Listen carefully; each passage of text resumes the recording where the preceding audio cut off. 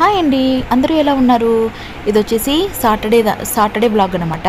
ఏంటంటే నిన్న మా ఆయన డ్యూటీ నుంచి వస్తా డింపుల్ కోసం అయితే ఈ బనీన్స్ అయితే తీసుకొని వచ్చారు. ఇంతకుముందు కూడా తీసుకొని వచ్చారండి, చాలా క్యూట్గా అనిపించాయి. అందుకే మళ్ళీ తీసుకురమ్మని చెప్పాను.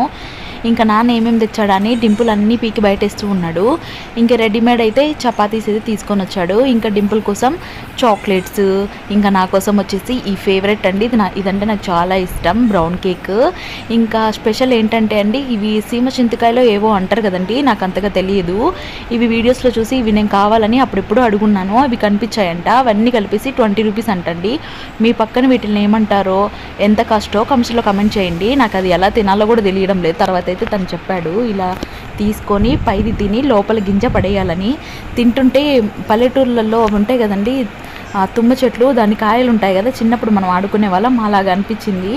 బట్ కొత్త టేస్ట్ అని ట్రై చేశాను. Thank you for watching.